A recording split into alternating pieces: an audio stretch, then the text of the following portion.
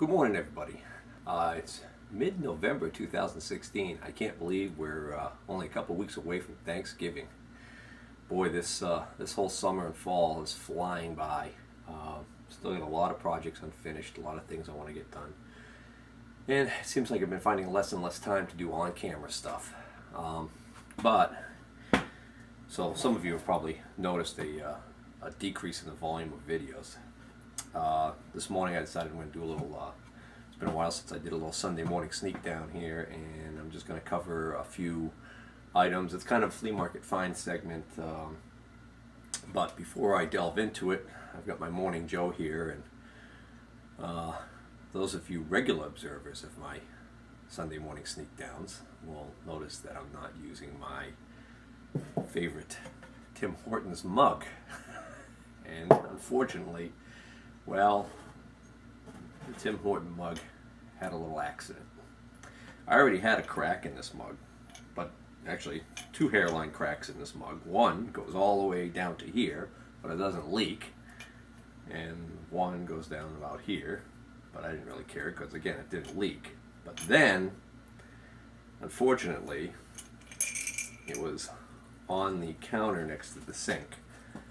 And I believe my wife accidentally knocked it into the sink. The sink's porcelain, so it hit and the handle shattered. So, unfortunately, this always fresh Tim Hortons coffee mug that says "Do not litter," so it's basically it's a caricature of I guess one of their to-go cups. Yeah. Anyways, it's in rough shape. This one says number 008, made in China. Tim Hortons 2008 limited edition.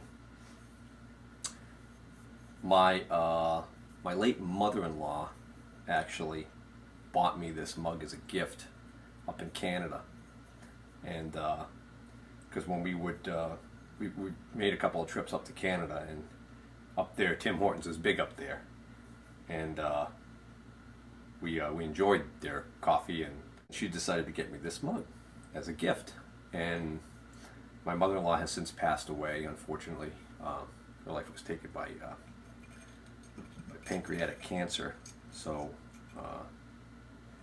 it was one of those things that kind of snuck up on her and ended her life way too quickly.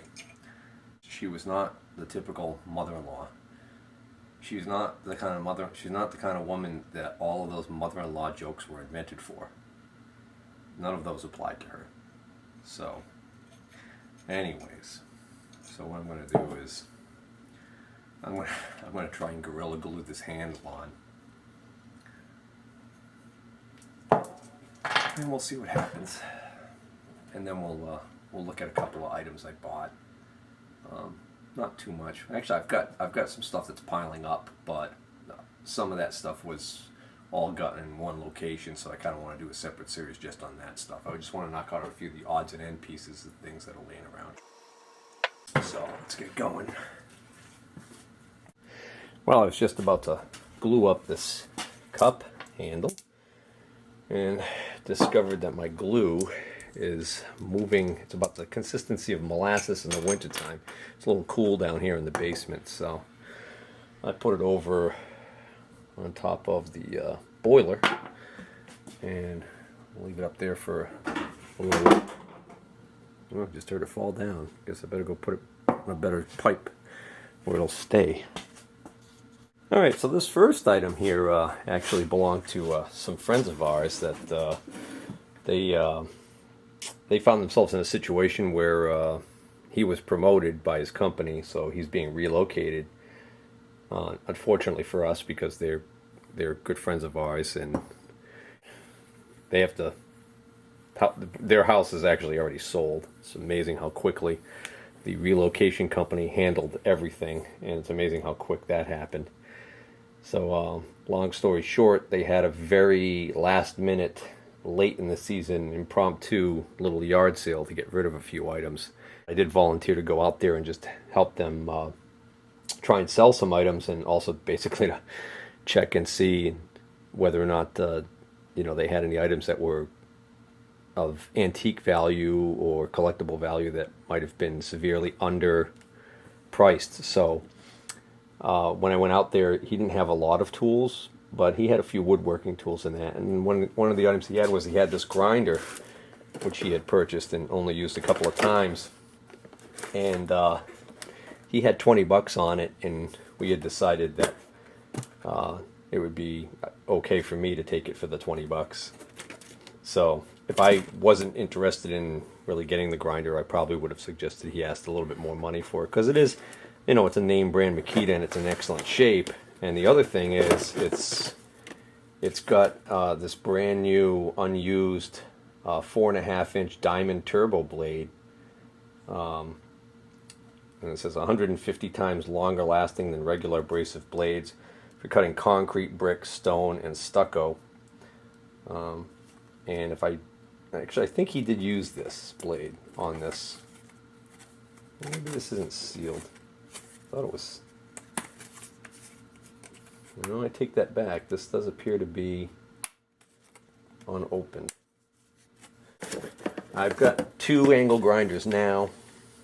So why do you need more angle grinders? We've also got a couple other abrasive cups in here. What do we got? Owner's manual, couple of wheels, cutting disc, and this cutting diamond blade. I think this is diamond. The tool and the guard,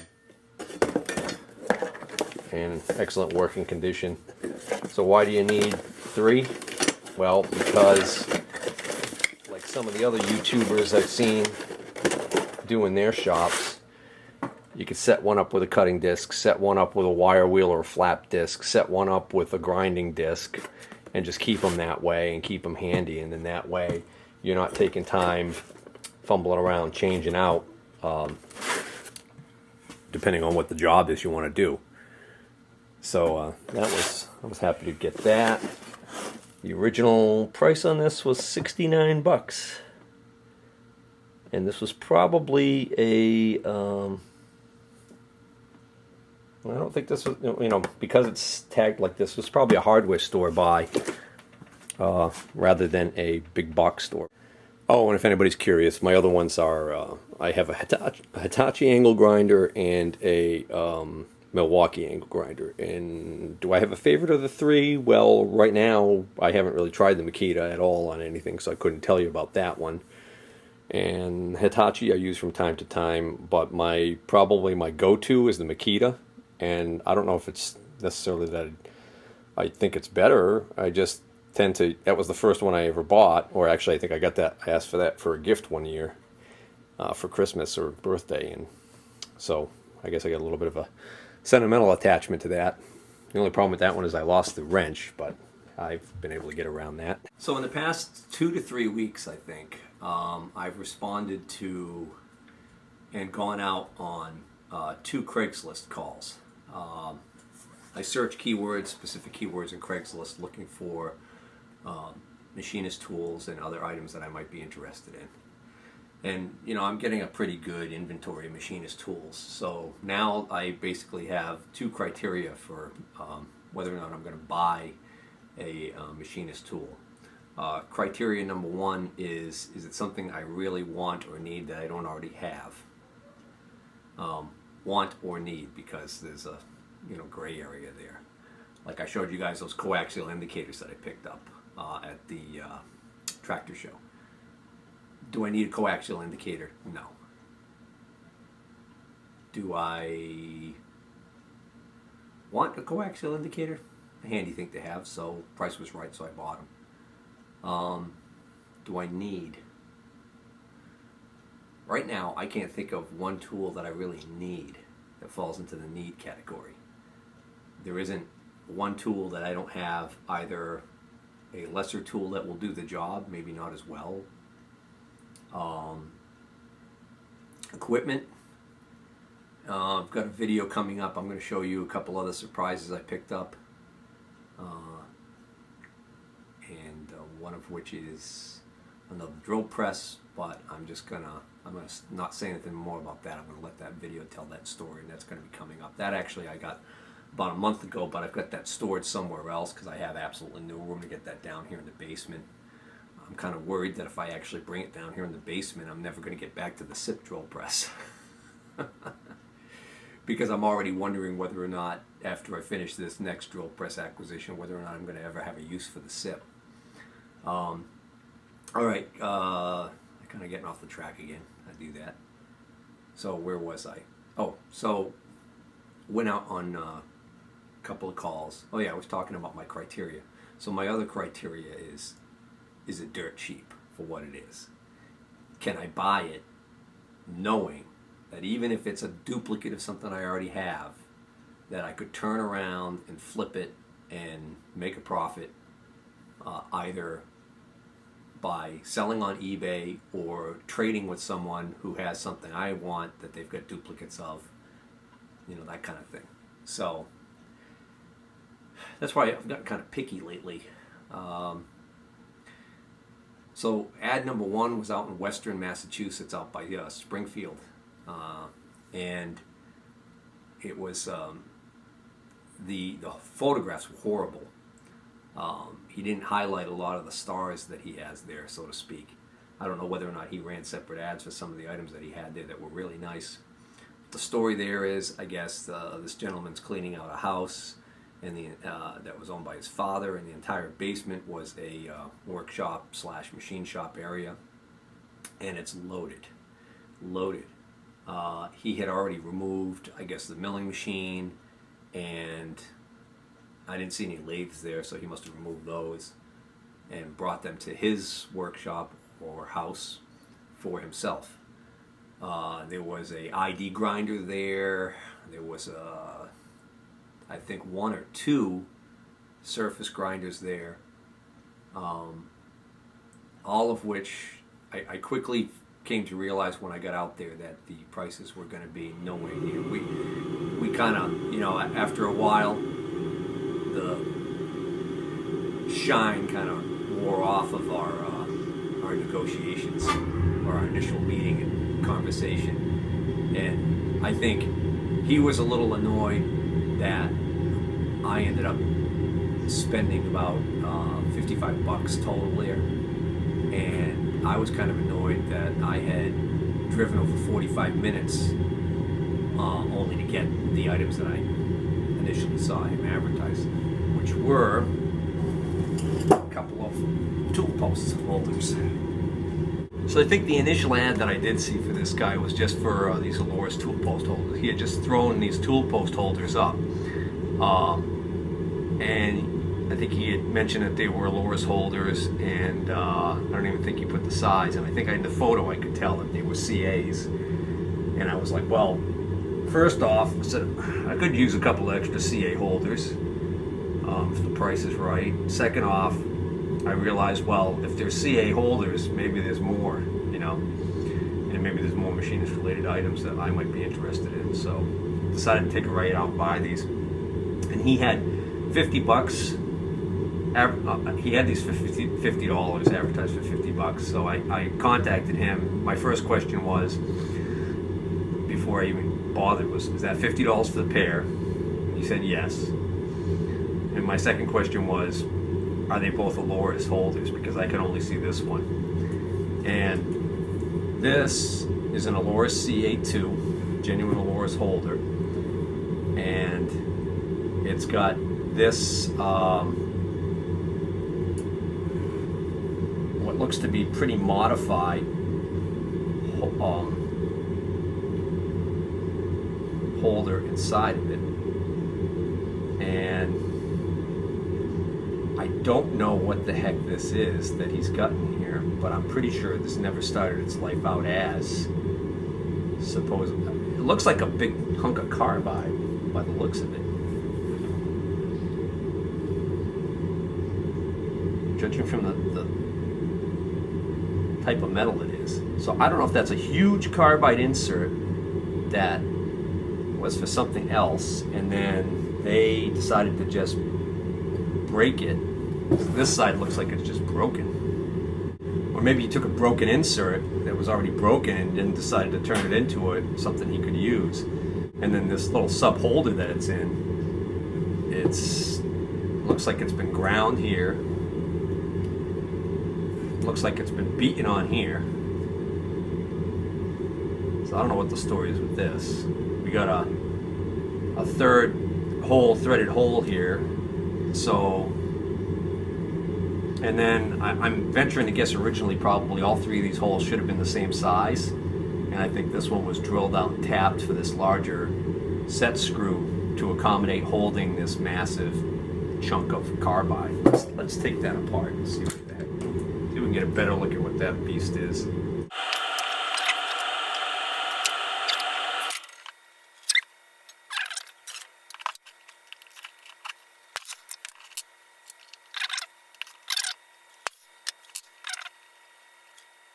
Huh. Actually, I don't see any remnants of any thread locking compound on these. Alright. Maybe somebody just really had their Wheaties that morning when they were putting this in. So, okay, good. We have a relatively unmolested CA2 Aloris holder here.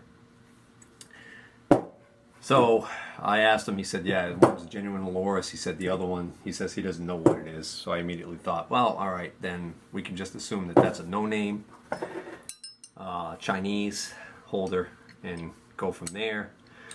So I decided to take a ride out because he said he had all this other stuff. And when I got out there, I looked at the holders. And like I said, this one's got this funky setup in it. This is, ooh, look at the bash marks on the top of this thing. Oh, wow. It's like somebody ground out a little area right here to keep that set screw from wanting to wander. This is beaten on. I see grind marks on it over here. Beaten on here. Why would you beat on this area? This looks like this was ground too. Man, that's one ugly holder. And then it almost looks to me like this is bent up going this way. I mean, that must have had quite a bit of force on it to do that. Yeah, I don't know if that's going to be good for anything. And then here's our mystery big giant hunk of whatever. Oh, this is... Well, that's interesting. Yeah, this looks like a cemented carbide piece. So it looks like this is just steel on the bottom here with a slab of carbide attached to it, bonded to it. Maybe even brazed to it. There's a little bit of a indication here that that might be what's holding that on, soldered to it. But these little striations, these little ridges on the bottom here that, you know, like are on a vice jaw, are kind of interesting. Maybe this was just a scrap of metal that they grabbed out of a pile and then they soldered on a piece of carbide. Interesting. Must have got the job done for them. And then it turns out when I got there, these are the only holders he had. He had no tool post. Matter of fact, he thinks that his father never had the CA size tool post. That he got this stuff probably just with a lot of stuff that he had bought. And it turns out he was kind of a hoarder. He had a lot of stuff there. There was a drawer full of carbide inserts, all various different types. I could have had the entire drawer full for $100, and I passed on it because I've been down that road before where I've bought all kinds of various inserts and found that all of the inserts that you tend to want to really have in your shop, you find only a few of those, and then the rest of it ends up just being oddball inserts that I can't use, which I've got plenty of those to unload as it is, so didn't really want to do that.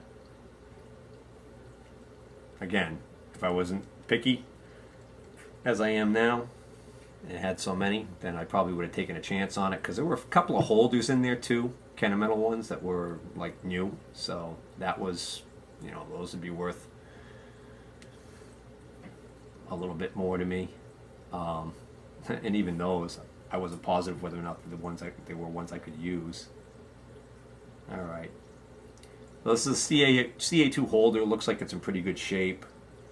I don't think it's been ground to fit anything. It looks unmolested and original.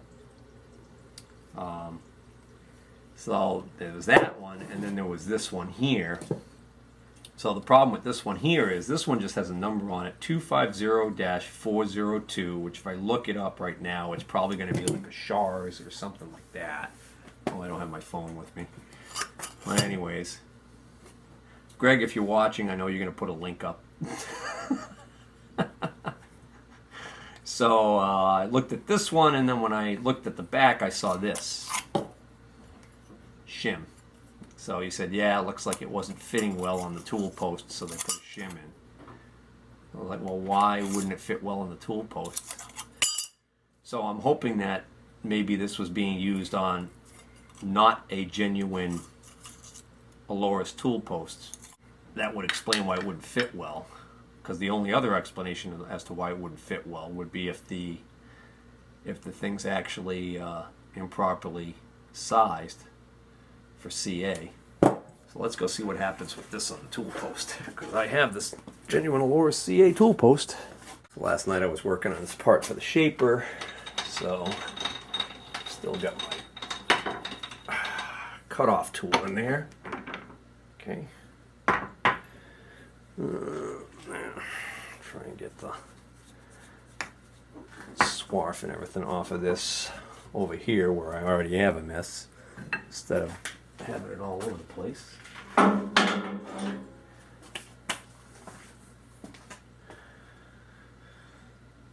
let's drop this on.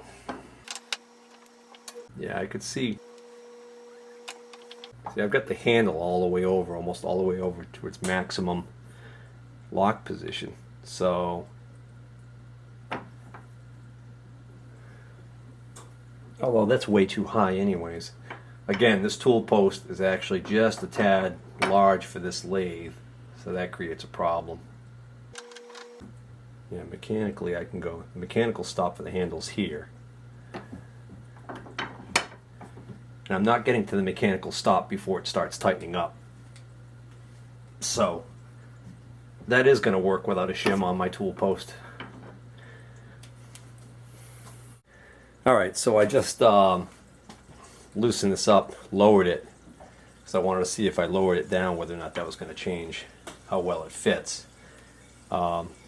First thing I noticed is that when I went to loosen this up, this whole threaded rod actually started to unscrew. There was a place to put a Allen wrench in there to hold that, but it's pretty bashed over, so not in the greatest of shape. But you know, I don't even need to do that on my Aloris ones. I don't need to hold that from turning. I don't know whether or not they're Loctited in there, or whether or not they're just made that well at the factory that they stay in there tight. But look at this. I know it's not locked, but compare that to the genuine Aloris holders. Oops. Come on out. Well, I guess they kind of do that too. Never mind. But, again, the genuine Aloris holder, it's locking at about this position here. And the McCheesy holder is locking much further over, but it is locking. It's a good usable holder. I can use that. I can, you know, hey, beggars can't be choosers kind of thing. Alright, so let's talk about what's in there for an insert. Okay, so we'll put the genuine Aloris one aside. We'll get rid of that shim, because we don't need it. And again, this is a 250-402. I like how even the number that's stamped on here, they apparently couldn't stay straight when it was stamping the number in. It's kind of Looks like this was late Friday afternoon or very early Monday morning after a hard night of drinking. Okay, so what we've got here is we've got a Kendex tooling by Kennametal Incorporated. This says tip ES 102.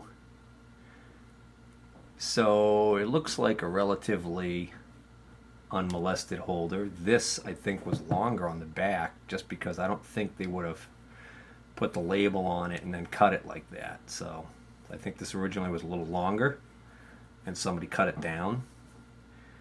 Obviously they didn't have to cut it down for this holder. It would have been perfectly fine if it went all the way back here and you could even have another set screw holding it. So, but that's got a carbide insert in it that I don't think is the correct insert, quite frankly, because it's got, it almost looks like there's a little chunk of something here on top of this carbide piece, and that this carbide piece looks like, again, like it was maybe a broken piece of a larger insert that somebody just kind of stuck in there. So I wonder what originally went in there for an insert. You guys that are wicked smart can tell me what I'm looking at, because what I'm seeing is I'm seeing this little hold down piece on the top here. Now whether or not that's supposed to stay with the holder and that's normal because it's the clamp is way back here, or whether or not this is supposed to have a completely different insert in it that doesn't look like this, and that this piece right here was just added by somebody later. And it looks like we got something underneath there too. So you can see there's a little wedge underneath there too. So I had asked about a couple of items when I first got there and got some initial prices from him that kind of made me less than joyful. So I quickly decided I better close the deal on these. He was advertising them for $50 for the pair, so I automatically just assumed that he would probably be looking to be willing to take less. If he was 50 firm, he would have put firm in it or whatever. And depending on how many calls he got on them, that also would make a difference, I guess. But regardless, he decided that he would accept my offer of $40 for the pair because I pointed out to him that this holder was not a very expensive holder, and that this was pretty much scrap, and that, this holder, I didn't even know if I had any inserts for it. So he took $40 for the pair, so I figured that to be $25 for the genuine Aloris with this, and $15 for this. So I was happy with that. The only thing I didn't like about it was how far I had driven. So my time and my gas to get out there added to the expense of these holders, especially since after looking around the entire place, the only other thing I ended up walking out of there with was this.